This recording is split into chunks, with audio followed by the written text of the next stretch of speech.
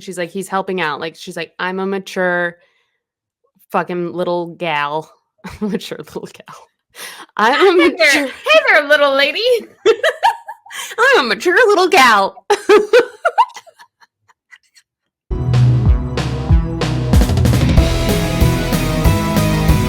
Hello, everyone, and welcome back to Hate Spinnerbait, the podcast where we hate spinnerbait, but we love character development. Character development. We're doing it right, baby. It's beautiful. It's wonderful. I'm Michael Ann. With me, as always, is Bethany. Bethany, hi, everyone. I'm doing pretty great. We're doing great. This is another Only Thursday week. We're here to discuss Dessen, but we do have some other things to discuss because you only get us for one day this week, so it's a little bit of a potpourri. How was your little fun times in O-Town? It looked lovely. It was lovely. It was lovely. We didn't get to go to Disney, unfortunately, because it rained a bunch, but we did get BOMA. Ooh, love that. Yes, the juice. Oh my god, chef's kiss, honestly. And those little zebra dome boppers, so good. Oh my gosh, I don't think they have those at brunch. You know, the zebra domes at brunch? Oh no. But they have, no. Oh no. But they have Mickey waffles and they were banging. So listen, you put something in the shape of Mickey and it makes it so much better. Like, I know I'm still just eating a waffle, I'm still just eating a pretzel, but when it is Mickey shaped, game changer. Yes, 100%. Absolutely. Okay. Top of the episode, we got to talk about Taylor Swift. Taylor Swift news. So, Taylor Swift. Heard of her. Yeah, I've heard of her. Have you heard of her? She's not well known. No. She has officially endorsed Kamala Harris for president of America. Yes. Thank God, because I was really stressed. She was stressing, y'all. She was really stressing. I have determined that in like my circle of friends, I'm the person I'm not a voice of reason in many regards. Like, I'm an anxiety-ridden adult, y'all. But in certain things, like every time the new Ed Sheeran album comes out, I have to talk Katie off a ledge and say, we never liked the first single, remember? And she's like, you're right. I know you're right. And then we listen to the rest of the album and we like it. She's like, I don't know if I'm going to like this one. I'm like, the first single's never a good taste of it. And then like things like this, I was like, Michael Ann, she's going to endorse her. Like, she's going to endorse her. It's fine. Like, don't worry about it. And the only reason, I literally messaged her like a day before the endorsement, y'all. I was like, the only reason I can possibly foresee her not endorsing her is if it's some kind of safety concern, because like she made that whole post about like, hey, if I'm ever silent, like it's for a good reason to do it. So I was like, if she remains silent, like there's got to be some concern, because some of her U.S. shows are very close to the election, and as we know from January 6th, MAGA people are crazy. So like maybe it was like, I don't want to endanger people, whatever. But clearly there is no like threat of security, blah blah blah. So yes, we're good to go. Carry on. Yes. I realized yesterday when she endorsed her, and I felt this like really strong sense of relief. I was like, oh my God, I have J.K. Rowling PTSD. That's honestly so fair though, y'all. Like, as millennial women, and especially like our interests, like the two of our interests, like, yeah, I think it's okay to be a little anxious, a little scarred, have a little PTSD, because someone that we engaged with their content for years and like looked up to a certain extent, really let us down. Really let us down. In a big way. I truly believed. First of all, I really love the endorsement. Fucking fantastic. Can I just say? Like, honestly, so 10 good. out of 10. But also, I truly believed from the get-go that she's the most calculated person on planet Earth. Like, I mean, you have to be, I think, when you're that big of a name. And when Kamala first came out, like, obviously, it was a weird time. Like half the news was Joe Biden stepping down, half the news was her taking over. Then people were like, well, maybe at the DNC when she's officially announced. And I was like, no, because there's already hype around her at the DNC. Like that's what the whole weekend is about, is like Kamala hype train, you know? And so I was like, I know that she is strategic enough. And also people always talk about like October surprises and stuff like that, that I was like, I foresee it happening later, closer to the election, like not close enough to where it's like it won't matter because people won't have time to vote or vote earlier, you know, mail-in votes or whatever. I was like, I feel like it was going to get in before those deadlines. The debate honestly did not cross my mind, but that was genius. Good move, Taylor, Tree, whoever all decided. No. Donald Trump cut her mic. I did the bad thing. I hit the wire, which you're not supposed to do on this show, because if either of us hit a single wire, it totally throws our mics off, because we have chintzy wires apparently that I desperately need a new one. And I say this every week. I got one. It costs like $7 on Amazon, y'all. It would take no time or effort for me to buy it. And here we are. Here we are. When it gets so bad that I get like super frustrated with it, that's when I do it. But anyways, yeah, Donald Trump broke the code by mic, but the episode was great. The timing of it was great. I just I just knew in my heart of hearts, there's nothing. I think also, you know what this is, Michael Ann, is you didn't have to live really thoroughly through like the Kanye West debacle, because you weren't like super finger on the pulse during that. I was, and I still was like a diehard Swiftie from, you know, whatever, like basically Fearless tour on. I was like diehard Swiftie, and I had to live through that where people were like making me doubt her and making me feel like a shitty person for being a fan of hers. And I was like, I'm always a look at the facts person. Like, look at everything we have been shown. I don't think in my heart of hearts that the person who did this, and this would be a terrible person. Again, obviously, I don't know her personally. I can't, whatever. But everything that I've ever been shown, everything that she has done leading up to this, everything she has done since she made her first like political endorsement in 2018 has proven to me that she would make an announcement. Again, unless I said like there was some unforeseen circumstance, like a safety concern. So I was just like, I'm looking at all of the facts. I had been through this before where everyone was like, she's a terrible person. And then mother effer, if it wasn't true, that phone call that was doctored. So I think having lived through that before, I was like, I'm cool. I'm calm. I'm collected. It's going to be fine. She's going to make an announcement. We good. And she did. So yeah, I don't know. This is apparently what I'm skilled at. I am skilled in keeping calm when it comes to things like Taylor Swift's drama and whether or not my friend Katie is going to like the new Ed Sheeran album. I'm like, you are.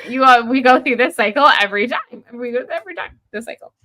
But oh, yes. Man. Yeah, you're right. I wasn't really around. I mean, my heavy Swiftie fandom started during Folklore. So yeah. Yeah. It was dark times. Like there was part of me that was like, should I not be a fan of this person? Is this bad? And then like I said, I almost need to take a slight step back. Like I was a little hesitant to buy Reputation because I was like, am I like, I know, crazy, right? And then I really, this gonna sound so dumb. People are like, wow, you're taking this like way too seriously. But I mean, you only want to support people that like you think that you can respect as a person, you know? And I, in my heart of hearts, I looked into things, I thought about things, I thought about the crazy shit that Kanye and Kim say. And I'm just like, no, like the person that I have been shown and the things that I know she has done for fans and the person that she has shown herself to be would not be the type of person who would try to like make Kanye look bad or like, you know, whatever, like try to be petty at him and blah, blah, blah.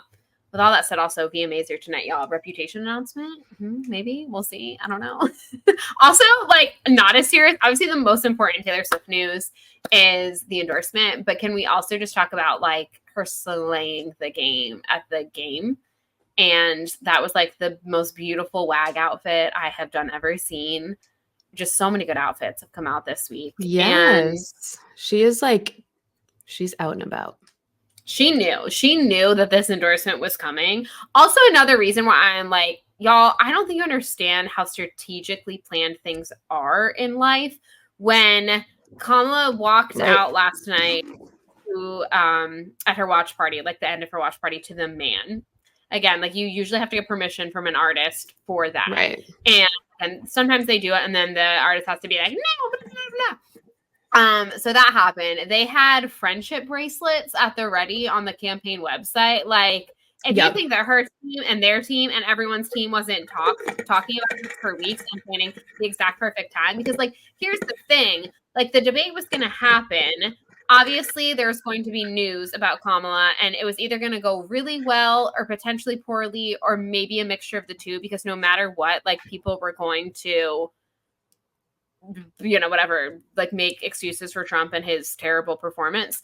And so again, it's like not even let the news cycle talk about him. It was like, no, I'm going to drop this. And then everyone in the pop culture world is like, reposting what she posted. That's all anyone is talking about today. I mean, yes, we were talking about the debate and like very good memes about the debate and stuff, but it turned into like just straight up love fest for Kamala and kept her name front and center after the debate. And I was like, strategery, y'all. Strategery. And Insane. It was just absolutely genius. It was great. But yeah, I think we're all allowed to be a little bit like, okay. Yeah. Well, and at the end of the day, like Taylor Swift's a billionaire. So it's like, it's very hard to separate my hatred of billionaires with my love of Taylor Swift. But it just causes panic, moments of panic. Yes.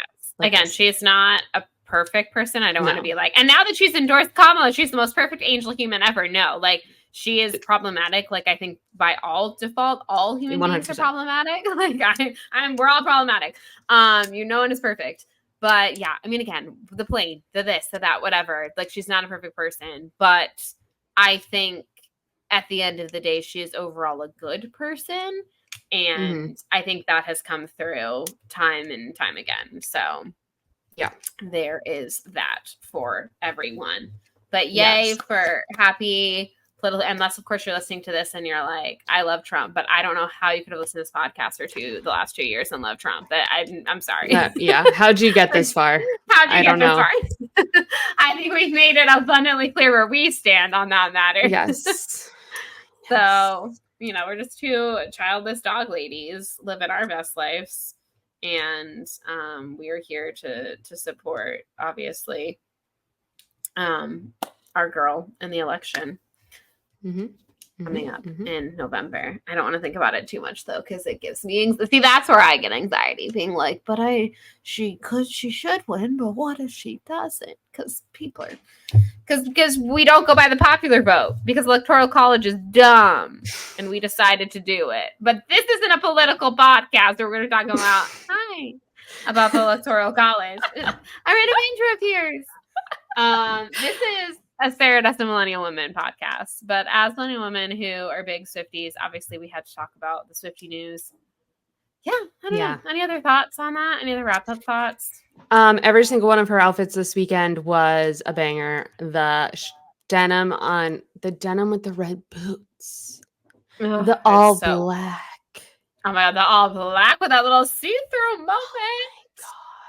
Oh my god, that little like cream dress.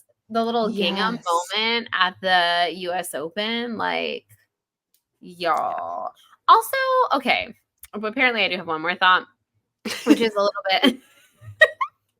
Okay, so we're going to talk. We told y'all, well, first of all, we kept saying we were talking about the VMAs, and then we realized we record before the VMAs, so yeah, that will be happening, obviously. So y'all knew you were getting a little dose of chaos this week. And then I promise we will dive into these last two chapters because they were so good. Y'all, I get like so excited every time we get to a certain point in a Dessen novel that I'm like, oh my god, we're about to wrap up, because I'm always like really excited to wrap it up. And then I always get really sad when we record our last episode and I'm like, oh, that one's done. We don't get to talk about, like, not in depth. We don't get to talk about that one anymore. So anyways, I'm just prolonging the inevitable.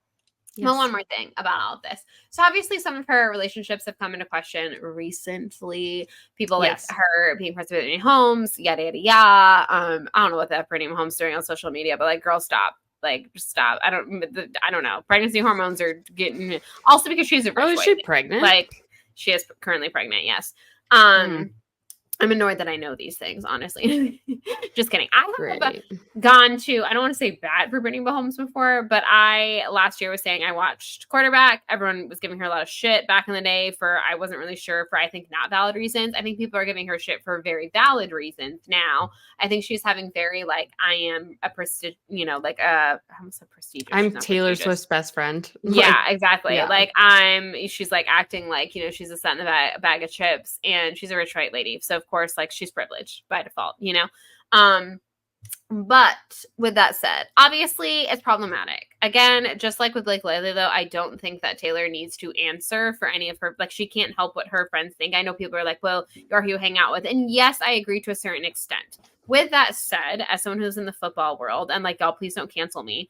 But when I like meet up to tailgate with people, I don't ask them what their political beliefs are. Like that's not something I do know what dear friends of ours, they're more like family now than they are like football friends. They are very Democrats, very liberal, and they have come to my wedding. They have come to baby showers of our families. Like we have gone to their house, they've come to our house. Like those are actual true friends. Now these other people that we like hang out with every weekend at football, stuff like that, I don't know. And I'm gonna be honest, like they seem like good people. They honestly, some of them, two of them are business owners. They're probably Republicans. I haven't asked. I'm not gonna bring it up. Just on election years, it gets a little tricky. You're like, I don't know, let's not bring it up ever. And I'm sorry if that makes me a bad person, but like I'm not, they don't like, you know what I mean? Like I think you can have like acquaintances, like people that you are on friendly terms with, that you just might not talk about that stuff. It's not the same as people who are your like ride or die friends who you hang out with all the time. It's like those people, like I'm sorry, if we had different world views, obviously it would be very hard to be friends with them. But yeah, I don't know. I guess like those are my thoughts on it. Like I'm not excusing it. Again, like I said, Taylor Swift is not a perfect person. She is problematic, like we all are, and that is a problematic aspect that is difficult. And I understand, especially again, like I'm very privileged. I'm a white person, like I understand that. So if that is something that does make you really uncomfortable, I'm not going to tell you that it shouldn't by any means. I totally understand it. Yes, I definitely agree. Like that picture was rough, but and like honestly, like I can't even really say shit because I'm not like I'm queer, but I'm not really like the group that this kind of behavior harms. So it's like I'm not even here to make any excuses for her whatsoever. But like, do you like all of your boyfriend's friends' wives? Exactly. But yes, I can go hang out in groups of friends with people and be like, Stacy over there is a little wacky. But, yeah. But I have no choice. But we'll all brunch together today, I suppose. We'll all brunch together today. Okay, yeah. That's all I got. Overall, good things, y'all. Yes. We were low, we're high. It's good. We're good. Everything is good. That outfit, it slayed. Yes. Is awesome. Everything is cool when you're part of the team. Everything is awesome. Okay, we are on our last two chapters of The Moon and Morn. What a vibe this novel was. What a like different. I feel like since I'm trying to think of like the last book where it's kind of like Dreamland, but like this is not at all like Dreamland, but like Dreamland wasn't really about like a romantic relationship. I mean, it was, but it was about like a bad one. And it was more about like her journey as a character. And I think the last two novels have been very like their journey as a character, but also like it's been very like, and this cute little love story. I love this like slight departure. This was truly like such a just a good little story. We're gonna finish it off today. Yeah, I'm excited. Yeah, I like we were talking about, I think when we started recording this book, like it's reminiscent of like her earlier works where it's more about like the friendships. It's more about what's going on in the main character's life more so than like a boy like changing her life or whatever, which I still love those stories. So like no shade. Yeah. Just to be very clear, no shade to any of those. Absolutely no shade. No shade. But chapter 20, here we go. Let's dive right in. So she is setting up the party for Clyde.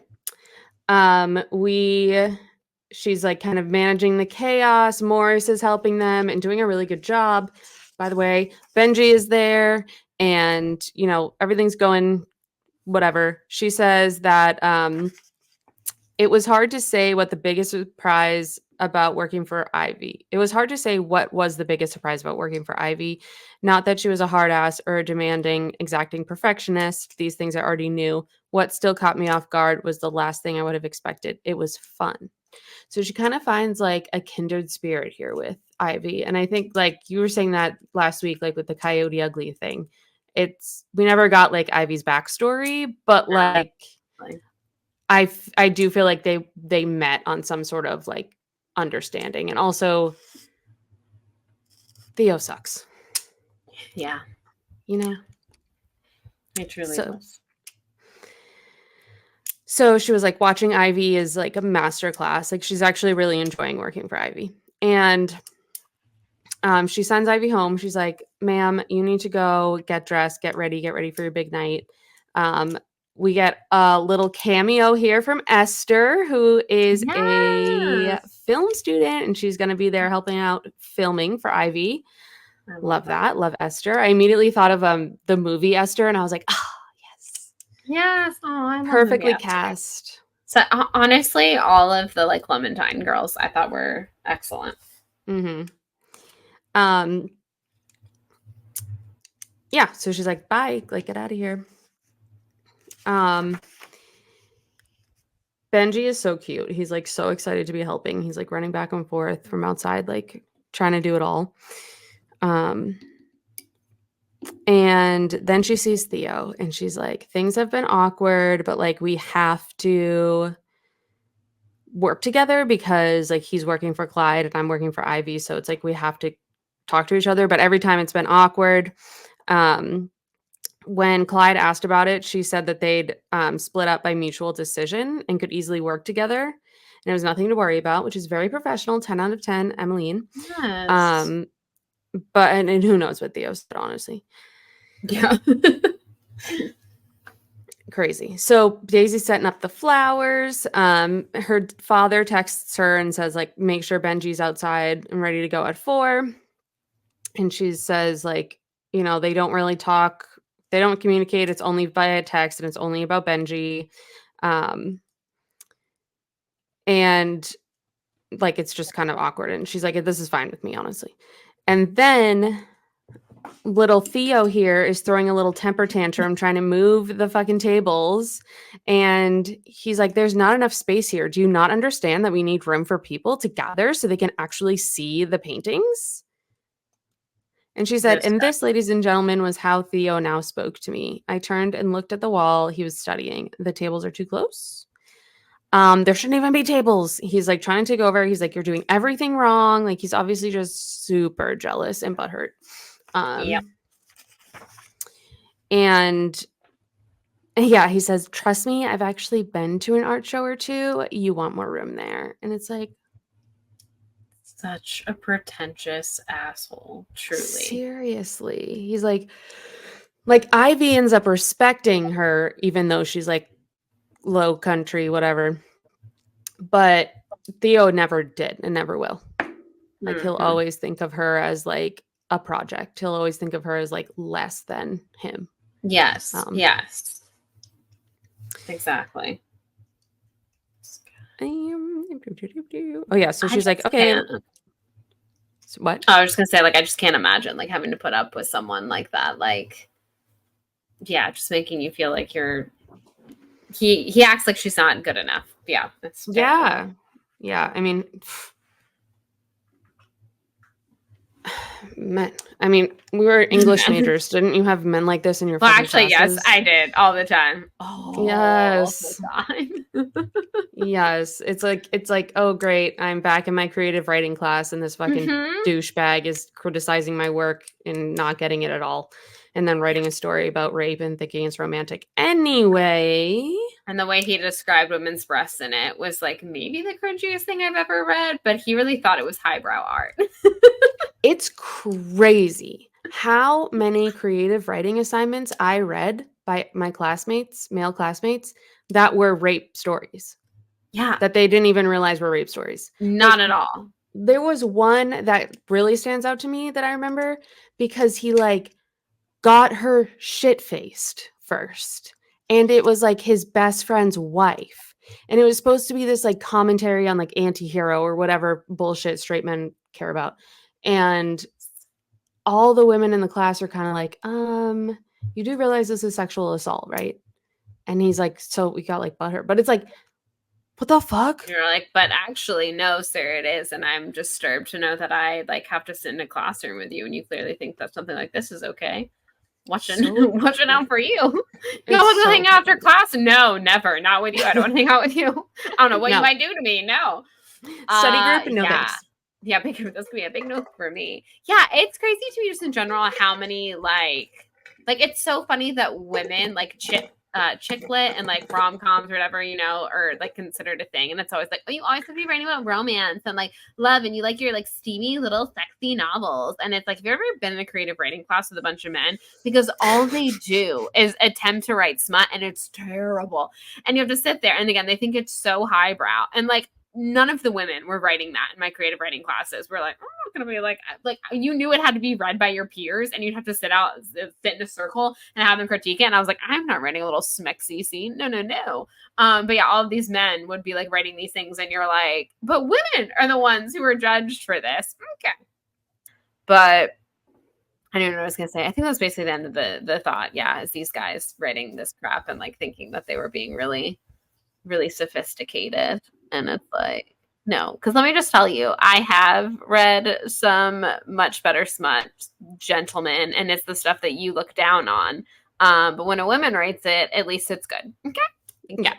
And consensual. Consensual. And like Luke is there, he's helping. And Theo's big mad about this. He's like, I see we're back on good terms with the boyfriend. That was fast. And she's like, he's helping out. Like, she's like, I'm a mature fucking little gal. Mature little gal. I'm a mature. Hey there, little lady. I'm a mature little gal. Oh my god. Okay. That's so good. Yeah, she's like, I'm mature, I know how to handle myself, basically. And she's just like, is this why you're he said, must be nice. Meanwhile, I'm trying to successfully curate and launch a show totally on my own. And she's like, is that why you're rearranging the furniture? He's like, so mad. He's like, you don't know what you're doing. He's so bummed. He's so pissed that like the town's coming together, helping Emmeline, and he's just like, he fucked himself. Like this could be him. Yep. This could be him. But he fucked around and he found out. So then Esther shows up, she introduces her to Ivy, and then this is when she tells Benji, like, hey, you have to be ready to go at 4. And Benji's like, no, I don't want to. I want to be here. I want to stay. And she's like, it sounds like he already has plans. And he's big upset. He's like, I'm gonna be missing everything. Like, my dad's making me leave early. This is when we find out that Luke supposedly has plans tonight as well and won't be able to make it. And Luke leaves, and Esther is like, whoa, this place is nuts. And then Daisy comes. Daisy? Yes. Daisy's like, hey, what are you wearing? And she's like, oh, God, what I have on? And Daisy's like, no, bitch, you're not wearing what you have on. What? No, bitch. She's like, not in my presence. I will not have my best friend represented in this way. No. She's like, I'm going to go get you a dress, like, whatever.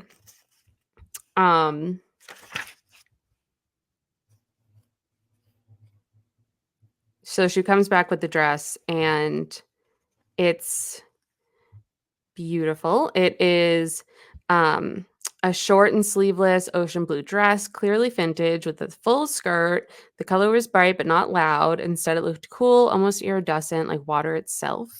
You sort of wanted to dive right into it. And then she also gives her some strappy silver shoes. Very, I can do it with a broken heart. And she looks fantastic, basically. And she's like, don't you think this is an attention grabber? And Daisy's like, yeah, you should be. drawing attention. So yeah. You put in a lot of work into this. You get to have a little bit of the shine. Yes. Yeah. So she runs down, she gets to the party.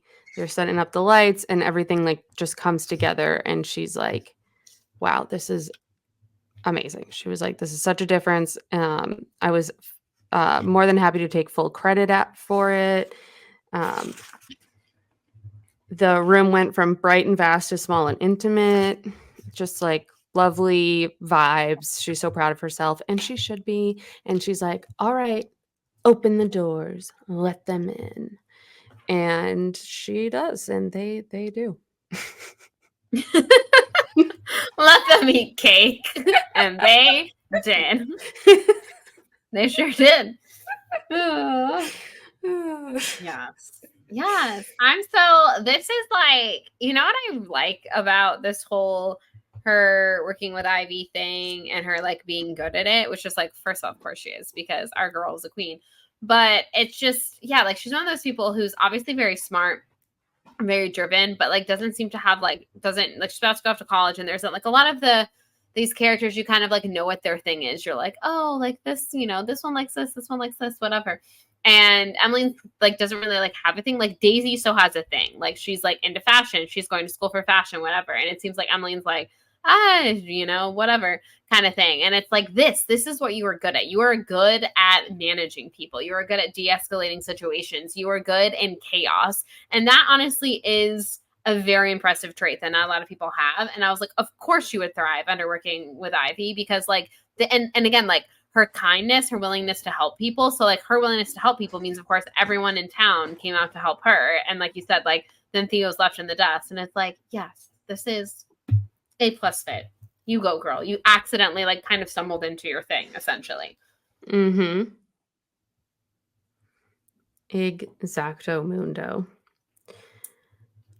So an hour later, the place is packed. They're already out of meatballs, which made me think about Wish Catering. Yeah. Everybody loves them. I was like, I wonder if that's like a little nod, even though it's a different catering company. She was happy. She's excited. Amber's like, wow, these shrimp puffs are so good. I need to like try a shrimp puff, because they are always like in books and movies being super good. And I've never had one before in my life. You'll have to report back and let me know if it's any good. I will. I'll let you know. That's my pen. I'm back. We're back, Get baby. Back. We're back, baby. So then she sees her dad. Her mom comes over and she's like, your dad's holding a glass of wine, like, and drinking it. Like, how crazy is that? And she, this didn't seem like a beer event, is why he's drinking wine. He didn't want to like probably like make her look bad, or like kind of like look. Oh, I think it's so sweet. Yeah. It's very sweet. But you know what she does? She goes and gets him a beer and gives it to him. And I love that little moment so much. I love that little moment. Because it's like, you can do all of this and still be a small town people, real people. Still be true to you. Exactly. Apparently Clyde needs to talk to her, so she goes to find him, but Clyde's chatting about his thing. This is when Theo like kind of makes an ass of himself, because he's he's giving, again, another like Truth About Forever kind of like throwback. It's giving when like Wes is just like, yeah, I just like put this together, and Carolyn, who like, you know, did her whole art history major thing, is circling around and being like, and what the artist meant by this, and he's like, no, I didn't. That's what it was giving, and I loved it. And I love that actually like Clyde was there to like call him out on it, as he's talking about like the type of like flower, grass, or whatever it is, I guess. And he's like, how it's native in this area, and like, this is what this mean, and blah, blah. And Clyde just said, that's a lot to get from a plant. I imagine it being said in like that exact tone. And he's like, don't you think? And so then this is where like Morris comes in, and he asks him like what it is And he says, what does he say? Beach grass or like beach grass. Something like that. Yeah. Oh yeah, because Clyde's like, can I ask a question? And he's like, what is it? And he's like, what is this in this painting? And he's like, beach grass. And Clyde asks him, where can he find it? And Morris says, everywhere. You know that. You're always complaining there's so much, but outside your bedroom, you can't even see the water. And I also like that she says, I was pretty sure I heard Ivy snort. It's like, yeah, Ivy had to deal with Theo's pretentiousness for too long. She's like, and Clyde's like, exactly. Thank you. Thank you for helping me put this pretentious little boy in his place. Little guy. Little guy. Little guys and gals. Little guys and gals. This is when she finds out that Benji is gone. Is gone. She doesn't know where he is. No one knows where he is. She was like, oh, she left at 4. He left at 4 with my father, which was 2 hours ago. That didn't actually happen. Morris is like, he can't find him. He's driving around. So Emmeline starts absolutely panicking, and she's like, I need to go find him right now. So she leaves Margot in charge, which was very sweet. They have like this cute moment where she's like, you know, here's my legal pad, has the whole schedule on it. You know, just tell Ivy that you're taking over for me. But she'll probably yell at you, but I know you can handle it. And it's just like a very cute, like, boss bitch sister to boss bitch sister moment, you know? Yes. Boss bitch to boss bitch. Respect. We love it. Mm-hmm. Yeah, so Benji is missing. They're driving around. Her father is just complaining the whole time. It's kind of ridiculous. Yes. And he's like, it's just because we're leaving tomorrow. I didn't tell him directly. I told Leah, and he overheard, which is like, bro. And she's like, well, he was probably upset with the short notice. And she goes, your brother might be young, but he is a master negotiator. He informed me, turning onto another street. He'll try to crack and improve any system to his advantage. Over time, I've learned I have to limit his window to do that, or he'll always find a way to better things in his favor. He's 10. Yeah. I don't think a 10-year-old is a master manipulator. And if so, like, they're not doing it on purpose. Like, to manipulate someone is like, you have to know you're manipulating them. So a 10-year-old isn't doing that. Like, they're not trying to like pull wool over your eyes or like make your life more difficult. They're just being 10 and are going to be like, well, I want to stay. And this is why I want to stay. And if you cave into that, like, that's on you, not the kid. Like, it's a weird thing to call a child manipulative. It's like, they don't like have that in their being yet to know how to manipulate something. Right. Exactly. She was like, I know where he is. She assumes he's at the realty office. She goes inside. She runs around. It's empty. And so she's standing in the parking lot looking distressed. And Benji drives by. And I'm Benji. Where'd he get a car? Donald driving without a license. Benji, what changed? He really went off the rails. He really went off the rails. He's really taking this divorce hard. So she's looking distressed. Luke drives by. Luke pulls in and he's like, oh my God, what's going on? And she's like, Benji's missing. We can't find him anywhere. And Luke kind of like calms her down and is like, okay, like, he's fine. Like, let's just take a deep breath. Put yourself in his shoes. Where would you want to go if you're pissed off and you want somewhere comforting and safe? And at first she's like, if I knew, I would have him already. She's like mad at Luke a little bit, but he's just like, just give it a second. And then she's like, I got it. He's in the sandbox. And that's where he was. Benji. Sweet, sweet Benji. Poor Benj. So he's very upset. He's like, I don't want everything to change. And she's like, you had us really worried. Everyone is out looking for you. And she's just saying like how disappointed he is that he doesn't want to leave. Like, he doesn't have anything at home. And like, he says, not like this, meaning like really like no, probably like no love. No like freedom, no like they definitely don't treat him like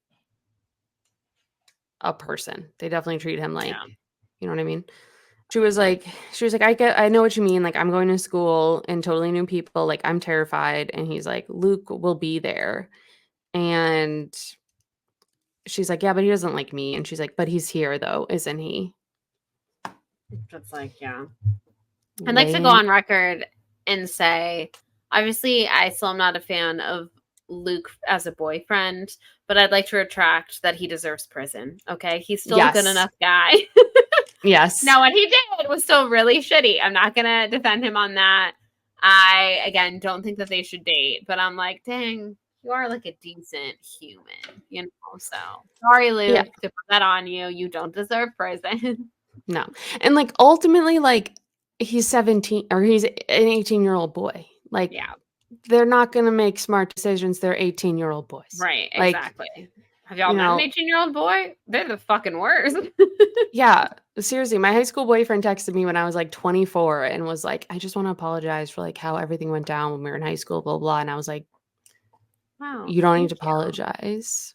Thank you. But you don't need to apologize because you were a Yeah, child. you're a child. Like, we were all children. All is forgiven. I also had Yeah. like not the exact same situation, but I really think until like people's frontal lobes are developed, you're like, I appreciate it, but like it's okay. Like we were all, going through it. But yeah, this guy who I used to be close friends with, he reached out to me many years later, and he kind of like I figured he might have more feelings for me than I had for him. He reached out for me many years later and was just like, hey, like you are such an awesome person, and I just wanted to thank you and like your family for everything you did, and I'm sorry if I ever like blah blah blah. And I was just like, my dude, like don't sweat it. Our frontal lobes were all developing. Like it's chill. It's gravy, baby. Like don't even It's, worry. But I thought it was so, and like that is the thing, is the good man will inevitably grow up and realize it and will be like, oh wow, like I probably like mishandled certain things and I'm gonna apologize. And it's like, no, that's true. It's whatever. yeah. Yeah. Yeah. It And was Luke chill. seems that type, like Yeah. he'll be such a good boyfriend when he's like 25. He's not there yet. Exactly. He will get there one day. Like, he's going to be a good dad, good father. He's just 18 Yes. right Yeah, now, he's you just know? 18 right now. Exactly. Did I say a good dad and a good father? You did. But it honestly took me a second to recognize it. I knew what you were trying to go with. Like he's being a good husband, like a good dad, whatever. But you said it and I was just like, yeah.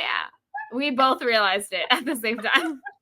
But yeah, so she's talking to Benji and she's like, you can't like do this. Like your dad's freaking out. Like you really need to talk to him. Like whatever. Well, he doesn't say you really need to talk to him. But he's like, he's just mad because I'm not doing exactly what he wants. He hates that. And she's like, I don't think anyone likes that really. And he's like, are you still mad at my dad? And she's like, no, not really. I was surprised hearing myself say this, that it actually felt true. Was I sad about the way things stood? And did I wish still the spring and even this summer had gone differently? Yes. But the anger somehow had lifted, leaving behind a sense that I could deal with whatever came next for us, even if it was nothing at all. Which sounded bad, I knew. Having no expectations for some people in your life can be depressing, if not devastating. But with others, it's what is necessary. The hard part is not just figuring out which one applies, but accepting it. So wise. Wise beyond her years. That's a damn good paragraph. When It I read is. that, I read it like twice. I read it and was like, damn, that's good. And then I went back and like reread it and like broke it down. And I was Mhm. like, that is such an important thing. And again, like a very, very wise, but beyond her years thing to realize at that age. Like that takes people many years and many years in therapy sometimes to realize. But yes, having expectations for certain people is like sometimes it is necessary, especially if that person does share blood with you, and just at another point like realizing like that person is not good for me, or that person might not be what I need them to be, and that is okay, and I'm allowed to not expect that from them, and I'm allowed to have whatever relationship I deem worthy and I'm comfortable with. And I think that's very hard, especially if it is someone who is older than you, any kind of parental figure, whether it be literally a parent in this regard or anyone that you're supposed to give like some kind of like modicum of like respect to, like by traditional society standards. Right. It's like, no, you don't have to actually. Like Exactly. if they're not respecting you, like they don't get to, dictate what you give to them either. So Right. yeah. Exactly. And I like how she's like she's come to terms with this. She's not still sad. She's just like, you know what? It is what it is, man. Yeah. And I love that. I love that growth. I love that realization. I love that she's gotten over this like hurdle that she needed to get over in her brain, if that Yeah. makes sense. Yeah, exactly. Benji's like, he's really bad at saying sorry, even though he knows when he's wrong. And they just kind of sit there for a minute. She thinks about Clyde at the pavilion making his big announcement, anointing Theo as expected. By tomorrow, the show would be over. Ivy would leave. Benji would be gone. All this thinking, consciously not thinking about how things would end. And now, just like that, they were about to. It was the very nature of summer. So many long, lazy days when blissfully nothing changes and then everything does all at once. Adorable. So then,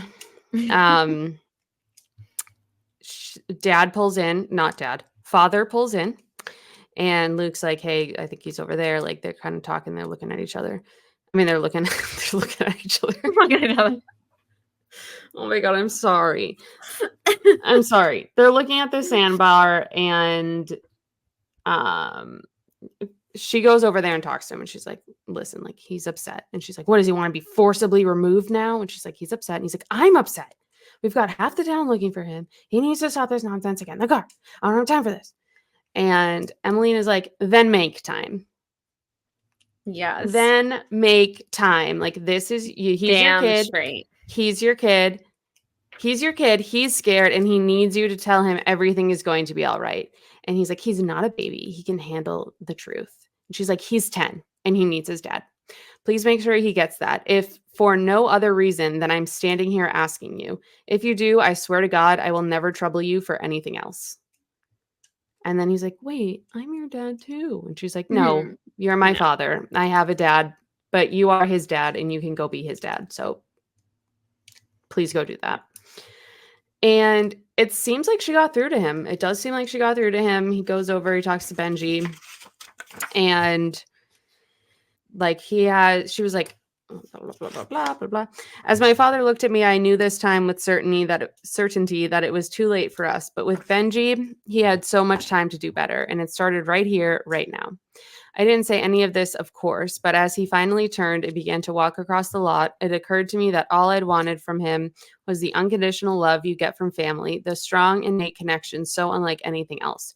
For whatever reason, time, circumstance, distance, he wasn't able to give it to me himself, but he did give me Benji, and I would be forever grateful. With love like that, you can't get picky about how it finds you or the details. All that matters is that it's there. Better late than never. Yes. Oh, beautiful. That's so beautiful. Oh my gosh. I love her and Benji's relationship. I'm like tearing up a little bit, like honestly. Very emotional. And I think that's so beautiful that like, yes, even in bad things, like for instance, like her mom, I think can never hate her father because no matter what, he gave her and she got this unconditional love. She got this great, wonderful relationship. And then in turn, Emmeline gets that with Benji. She's like, listen, I didn't really ask for, this. Well, she asked for love from him, that, unconditional love from him, and she didn't get that. But she's like, I can never discredit the relationship I have with you because it gave me this other really beautiful thing. And it's just like, damn, I don't know. That's just beautiful. I just love that.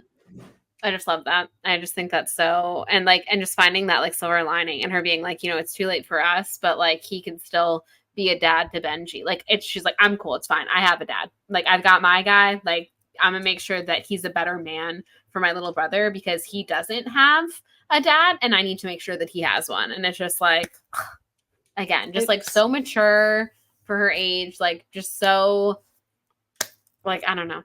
It's just, and This really is what like unconditional love looks like. The way that she Yes. handles Benji. Like she's so patient with him too. Like she doesn't get mad at him. She's not like, everyone's looking for you. What the fuck? She's like, people are looking for you. Like, what's going on? Like, are you okay? She's very Yes. calm. And now, you know, oh, Fortnite won Song of the Summer. Has it already started? No, but I At think 8. they do some Put awards before it most of the starts. things before. Yeah, that's true. Because half of it's just performances. Yeah. Yeah. That distracted me, and I don't know what my point was, but I'm sure it was brilliant.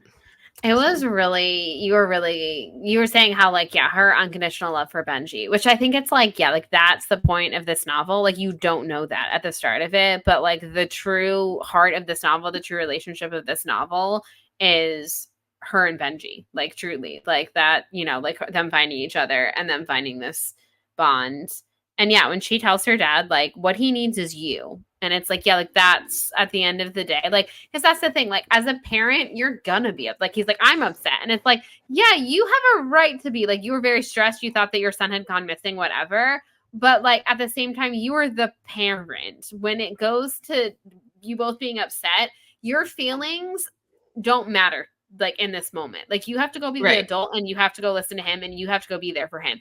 Now, can you go talk to your other adult friends about how that really scared you, about how this, that, the other thing has, you can even tell him, like, you really scared me, buddy. Like, I know you were upset, but like that really scared me. But like, yeah, he's just like so self-centered. As someone who has fathered 2 children, I'm just like, my dude, I don't know how you don't see this. And I love that immediately Emmeline saw this and immediately she was like, no, he's upset and he needs you. He doesn't need you to fix him. He doesn't need a lecture. He doesn't need this and the other thing. He just needs you to go sit in the goddamn sandbox with him and tell him, like, hey, I know you're going through a lot of change. I know this is really scary, but everything's going to be okay. At the end of the day, we all love each other, blah, blah, blah, blah, blah. Yeah, just, so good. So good. I just want Really nothing good. but beautiful things for Benji. I know. I love them. I love this relationship. Sarah Dessen is just like Sarah Dessen writes just like the most beautiful love stories, whether platonic or familial or romantic. And I just love that about her. Yes. Also, as we are about to embark on this last chapter, which is kind of like the little denouement, like, this is where everyone is. This is how everyone's doing. This is how everyone's relationships are chapter. I wanted to touch upon, because we're going to get the reveal of who Clyde picks or whatever, which we're just going to kind of spoil now. He ends up picking Morris because, like, from the second the chapter starts, you know that's where it's leading. You're like, she's wanting us to think that it's Theo, but it's Morris, and you're like, oh fuck, of course this is Morris. Of course he's the perfect pick. Which first, I'm just so happy for him because, like, he thinks he's a nothing, and now he's like a big shot assistant of like this artist. But also, I just want to harken back to his moment that he has with him. Obviously, it wasn't just this moment that he picked, because Emmeline says that he wanted to talk to her about potentially taking Morris on the road with this tour or whatever. So obviously he already had it in his mind. But that beach grass thing is such a good line because it's so subtle, because someone like Theo is always trying to impress and trying to show people, like, oh, I know your town, and oh, I can be one of you, and oh, me living in this trailer is going to impress Clyde, or like, oh, here, Emmeline, who's grown up here, I'm going to go take you to a place that I'm sure you know more about, but I'm going to mansplain it to you and whatever. And I love that Morris says, when Clyde asks, where can you find it? He goes, it's everywhere. Because to Morris, he doesn't know anywhere but Colby. So to him, beach grass is just, it's everywhere. Because, like, that's all he knows. And he doesn't think of it as being a Colby thing. It's an everywhere thing, because Colby is what he knows. And that is what, when Clyde, like, again, Clyde had already made his mind. But I love that line. Like, I love that Sarah wrote that, because it just shows how, like, Morris doesn't have to try. Like, he just is Colby. He just is the type of person that Clyde would vibe with and Clyde would want to, like, help out and have him be helped by him. Like, it's going to kind of be like a two-way street sort of situation. And it's like, yes, exactly. Like, there isn't like he has to think of it as being a Colby thing or be like, oh, it's unique to this area, blah, blah, blah. Like, to him, that area is his everywhere. Like, that is all he knows. And I just think that was like such a cool thing. And I love that Clyde picks Morris. I love that, like, Morris is out here doing it. Oh, let's finish this bad boy. So yes, chapter 21. She says, I had to admit it was different. She is in the city. She is confused because she has to take the subway. And I love that Benji is like the one that's the pro here and is like, we're going to take this train. It's cool. It's whatever. She is with Benji. So obviously I love it already. They have met up. It's only been 3 months, but she's like, whoa, look at you. You shot up. Which, like, yes, boys at that age, like, they do different every time. So they have met up. She says that her father and her, as she suspected, don't have like, it's not like he came to her and was like, I've seen the error of my ways. That never happens. They have a relationship, which is emails, which is kind of how they started. And she's like, you know what? That's fine. I don't need anything more than that from him. He sends her one that says, what are you reading for school that you love? What do you hate? She does leave him on red for about a week, which I think she has every right to do. Yes, girl, go off.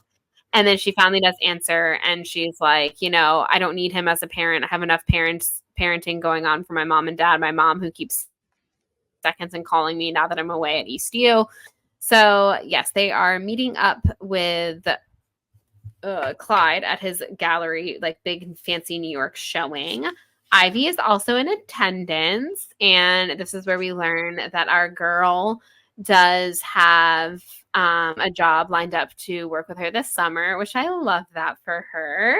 That's adorable. I also love that we do get one more mention one last time in this novel, because I don't think that North Redemain is going to be in the next novel. Can you give us one last? North Redemain. Beautiful. Until we get to discuss again. That's North Redemain of the Moon and North Redemain. So she kind of flashes back quickly to that night that Benji was found, and they all end up at Tally-Ho, of all places. Go figure. Of all places. Luke, Ivy dancing, grinding up with this guy in a shirt. Her and Luke like have a little moment, and this is where basically he's like, listen, which I love that he shades himself, and because she's like, thank you so much, and he's like, I don't know if I'd go that far. Remember the last time I was at Tally-Ho? And she's like, true, fair. So they end on good terms, though. They're friends. He's kind of like, hey, we've been in each other's life. Like, of course, I'll always be there for you. He lives kind of close to her. His dorm is kind of close to hers at East U. She says it's very comforting those first few weeks when she goes there and she's homesick to have, a familiar face. But yes, they are friends, which, like we said, probably for the best. In a few years, he'll be a great boyfriend, but not right now. Yep. They finally find our boy Clyde. Now we're jumping back to present day in New York. Mm-hmm. Okay, anyways, so Clyde is there, and he's all like, have you seen my new assistant? And she's like, oh, things are weird. And of course, everyone's like, oh my God, it's Theo. But we all knew it was Morris. And bada bing, bada boom, it is Morris. Him and Daisy he did kind of try to break up with her after the beach bash, and she was all like, you're an idiot. And I'm like, yes, Daisy, tell him. He's not, but in that regard, he is. And they have decided that they are going to do things old school this first fall semester of long distance and just write each other letters. I think that's such a good idea. I know. I love it. And the fact that apparently, like, Clyde says that, when he's not busy doing things, he sees them, like, over, his legal pad. Like, he's putting thought and time and effort into writing these letters. And that is just so romantic. I love that. Absolutely love that for them. They are cute. Yes, indeed. Morris and Daisy forever. Morris and Daisy and Benji and Emily. And these are like the two couples of this. Absolutely cute. Her mom again is like very frantic that she's, off in New York. And so she texts her and she's like, tell me you're alive. And she's like, yes, and well, I'm at Cloud Show. Everything is good. Clyde wants to get a picture. I also love that when Emmeline shows up, he calls her, there's my Colby girl. Adorable. Yeah, I love Eat that shit up with a spoon. So cute. Mm-hmm. They all take a little picture. She kind of sees this one little like thing on the like Clyde's artwork behind her. And she kind of, is like getting distracted by that. And so then here she says, the thing is, you can't always have the best of everything, Theo, because for life to be real, you need it all. Good and bad, beach and concrete, the familiar and the unknown, big talkers and small towns. Otherwise, how could I have all these things and can still be so close to my own best after ever? As close as this painting behind me, which as the flash popped, I reached a hand back towards, suddenly knowing what it was I'd seen on it earlier. It was just the lightest dusting, and another person might have mistaken it for something else, but I knew where I came from. No matter where I was or what got me there, I would always feel at home when I touch sand. Can't relate to that personally, but a beautiful way to end the novel. Beautiful way to end the novel. So good. And so true. Everyone needs the best of both worlds, as Hannah Montana once told us. And I think that is, why Ivy and Emmeline work so well together, is that, like, yes, one's a city girl, one's from a small town, but, like, they have the same work ethic. They have so much in common, and also so much different. Things are happening. Taylor Swift just arrived at the VMAs, and I need to know what she's wearing. Is it reputation coded? Is it reputation coded? It's so reputation coded. I'm gonna fucking scream. Wait, where are you saying that? Where are you saying this? I'm on Instagram and I'm not seeing it. I just sent you the reel. Okay, thank you. It's kind of far away, but, like, you can see it. Hello. Okay, yeah, that's rep coded. Guys, I know we say this all the time, but, like, oh my god. It would be so iconic of her to drop this at the VMAs. Like, this is where this all started, in a sense, you know? Look at the rest of the outfit. I was not expecting the rest of the outfit to look like this. Okay. I'm looking right now. Y'all are getting our live reactions to this. I know this is what we're like when we're not recording. It's just us sending things of Taylor Swift and being like, oh my god. Okay, first of all, slay. Second of all, oh shit, yeah, that's good. Could Taylor Swift, like, not have, like, what an iconic week. Like, if she dropped the Kamala Harris endorsement last night, and then tonight drops Reputation, like, get out of here. Oh my god. I love it. And I love the boots and the shorts aesthetic that she's going with lately is just wonderful. Yes. Those boots. She was born to wear thigh-high boots. And let me tell you, she is rocking it. It's like kind of like 2000s punk. Like, can't you imagine, like, Gwen Stefani rocking this if it was like 2005 VMAs? Imagine if her next album is going to be like emo punk rock. Raw, like, Reputation's coming, and she's like, TS12. It's an emo ska moment. She got really into that, like, My Chemical Romance moment that she has in The Smallest Man Who Ever Lived on tour. And it's like, we're going full on My Chem, ladies and gentlemen. And this is how I am in this outfit. Honestly, with a spoon. Give it to me. Feed it to me, Mom. Literally. Mother, I am sad. Oh, you're gone again. My damn mic. I can't. But yes, sorry, that was so distracting. That outfit is like, I'm gonna need to think about that outfit for like many, many, many more hours. But do you have any wrap-up thoughts about the moon and more? Yeah, sorry, I'm so distracted by this outfit. And now she's gone again. I think we can probably say that we're good. The Moon and More was fantastic. Beautiful story as always. Taylor Swift just arrived at the VMAs. We gotta go. Yeah. We gotta go. Bye. Take care of yourself. Bye.